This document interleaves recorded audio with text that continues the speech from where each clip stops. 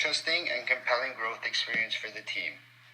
We decided to tackle the inefficiencies in the bars and clubs industry because we had noticed that there wasn't even a working solution in the market to date and wanted to explore the risk associated with the return on investment for this idea. We found that according to IBIS World's Canadian Industry Report, 3.1 billion in revenues and growing is generated annually through bars and clubs, with profit margins of 1.2 billion. We would soon discover the idea's potential. The above is a quote directly from one of the people I spoke to on campus early on regarding the problem. Through conducting our customer discovery interviews, we learned a lot about how receiving information directly from a source is definitely the most powerful way to consolidate your conception of what your customer is supposed to be. The customer persona following was easily accomplished due to this clarity provided from talking to people. Not to mention, we found that the unfair advantage of being a member of this segment and understanding the pains right off the bat really helped us narrow down the problems we needed to address with great specificity. We had initially stuck to only students around various campuses, but as we pivoted and decided to address the larger nightlifer market, we found ourselves at various venues, asking our broader customer segment the same questions and getting more varied answers and thus perspectives on the issue. Aside from dealing with intoxicated people and sometimes getting some rather hilarious answers, making for unusable data, it was a relatively efficient process going from person to person, as our script had made it easier for us to stay focused. The next set of interviews regarding the solution had taken us a step further in terms of understanding our revenue model. With a freemium model, we offered a price range of $1 to $3 to unlock bonus metrics, such as safety rating and typical playlists or songs played, and found a mixed reaction through all interviews conducted by the three of us. For this step, we had actually kept contact with most of our customers from the first set of customer discovery interviews and had recontacted them for this portion. Some people believed some were useful, most notably security aspects, while others had said that it's simply minute details they couldn't care less about. However, we realized the better revenue stream of having customers for the platform or constructing a two-way, which would be the venues and act as advertising solution, effectively paying with attention. We can then offer an upfront fee for users to remove ads like some premium version purchase as an additional revenue stream.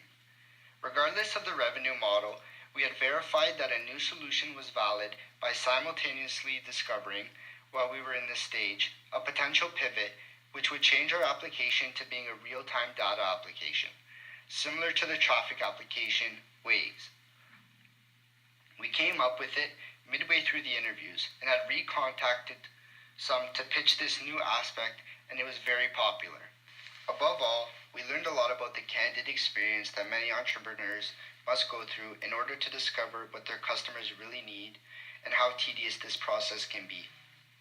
Perhaps a level of grit and perseverance was developed through our commitment to getting our customer personas down. A common theme stuck with our idea no matter the segment. That was that people are really into real-time feeds for services, like how Google had some metrics up their sleeves. We thought we could take Google's work a step further and expand on details at each venue, and thus came our next pivot, to become a crowdsourced platform similar to how Waze operates in order to allow for the most accurate data. This change had added a few extra dimensions to various sections of our business model.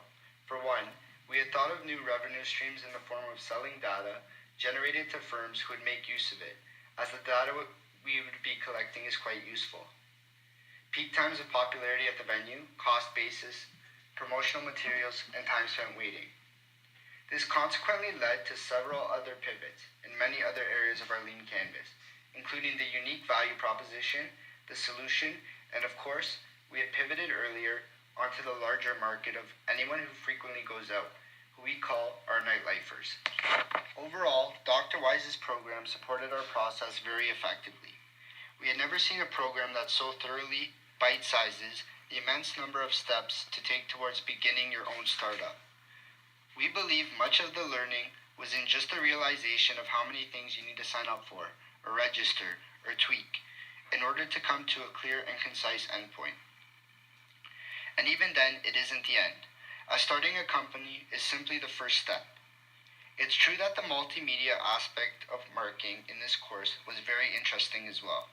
We found it creatively invigorating and especially found that the concept of the elevator pitch the most enticing, as it can be a template to pitch just about anything in life, an immensely valuable skill. In terms of what's to come next, the team had entertained the thought of hiring an app developer to create our platform and go beyond ENT 500. However, it seems our timeliness say that we have another 2 years or so until we can truly entertain that thought, with school to finish and other commitments.